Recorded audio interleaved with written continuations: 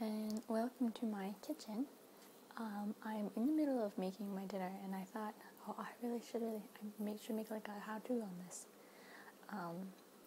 This is really not really how-to because you're not going to see me do much, but I'll explain to you what I'm cooking and what's going on. So I'll show you in the oven. Just turn on the light. Let's see. If you can see that, oh, that's dirty inside my oven. I'm roasting kale. You can hear it if you listen really carefully.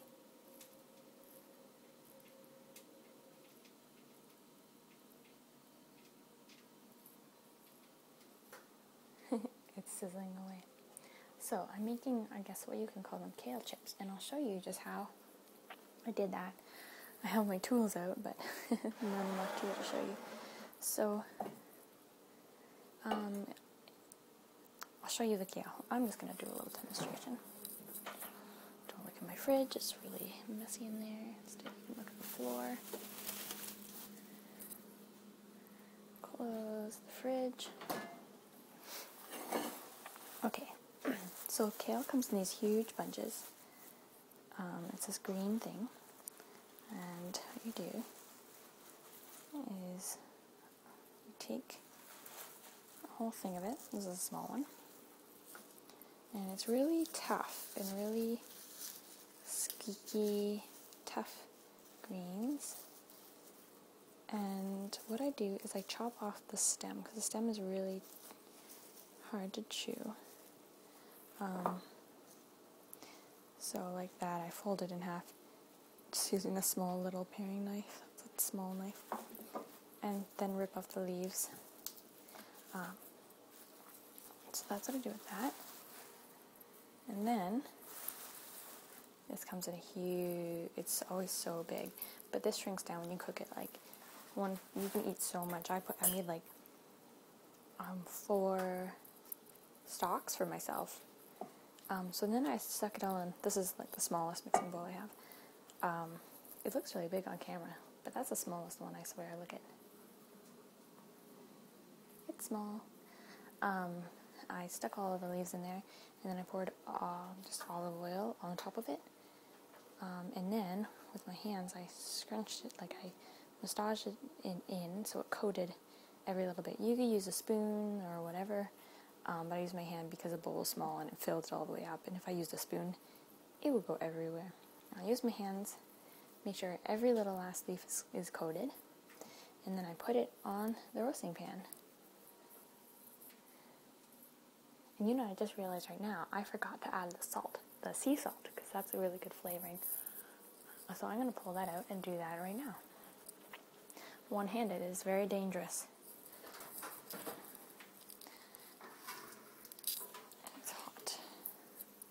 So there it is.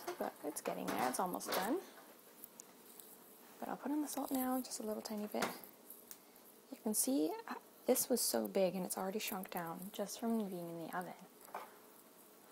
So this is my sea salt.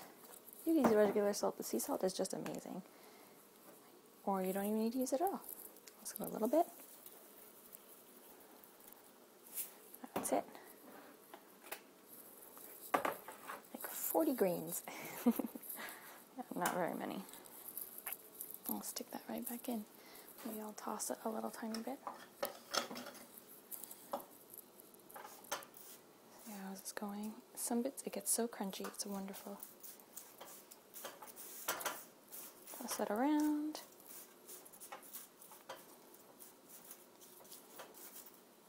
I want it to be crispy all over.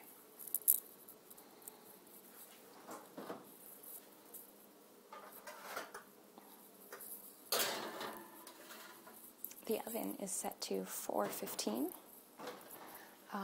Fahrenheit, but you could do it on broil if you are good at that sort of thing. So that's what's cooking in there. Okay, in here, if I can sneak a peek, I'm cooking up some quinoa, which I'm not a huge fan. I like it. I don't know too much about it yet. I'm learning the ways. It's not quite done yet. There's still a lot of water in there. So both kale and quinoa, you can see in there, are just one of those like packed with protein, vitamins. I know kale is very high in vitamin D, which is very important for the winter time.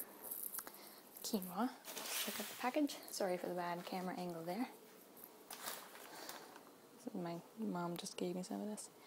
So it has a bit of fat, sodium, carbohydrates, 4 grams of fiber. This is in half a cup. 4% of your calcium, 15% of iron. So it's really, oh, you can't read that at all.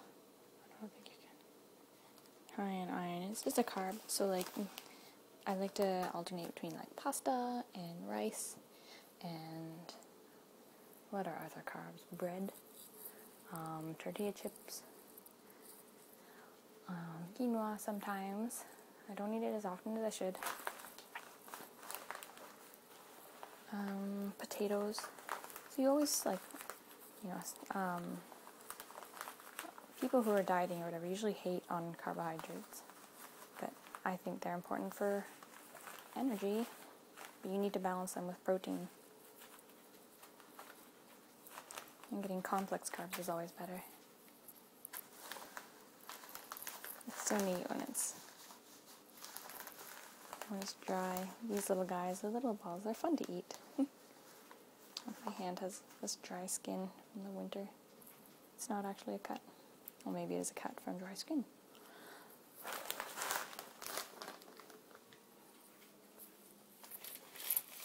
And there's my rice pile. So this isn't everything I'm going to eat. I need to figure out if I'm going to have some tuna or edamame or something like that. This is just a quick, simple meal for myself. It's healthy. After all that holiday eating, I've been eating so much chocolate. I just need something that will give me energy and make me feel good. And I'm eating a lot of whatever this is all by myself. Yeah. And the quinoa, I stuck in a little like chicken bouillon, like a little bit of what's it called, chicken stock or broth, the powdered stuff, just in the water that I used to make it, to give it a bit more flavor. I've also put in, I think I'll season it, salt and pepper, or maybe something else, I'm not sure. Very simple. Boring, healthy dinner, but it actually tastes really good. Like, kale chips are actually so good. I think it's the sea salt. It's just so, it makes me eat it all up. It tastes, I don't even know, when you eat it plain, I'm not the biggest fan. Like, it's not the worst. I've had things that are worse. But it's just so chewy, and it just, you know, it tastes like what it looks like. But then when it's roasted, oh my gosh, it's so good. So I think that everyone should just go and do that and eat it all the time. Excuse me. Well, anyhow, let me know if you know any other interesting ways and other delicious ways of cooking these things, because I am still, you know, getting acquainted. If you have any good quinoa recipes, let me know, because I want to get more into it. I don't eat it very often, so let me know. Bye. So, my hilarious poor person meal is done. I wanted to show you the finished product. I ended up getting lazy and just, I'm having a baby bell and a big chunk of goat cheese with it. I might mix it in, we'll see, with my quinoa, which is just plain old. Nice and tasty. The chicken broth really makes it good when it's on its own. And then the kale chips. Let me just show you. They're just so crispy and crunchy. It's so good.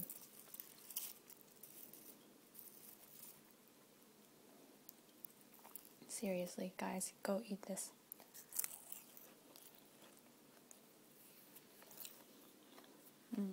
And I will eat all of that so fast. It's addicting. So, this is actually a really cheap meal too. I think the most expensive thing is probably this cheese that I'm eating. Do you hear that crunch? Oh, it's so good.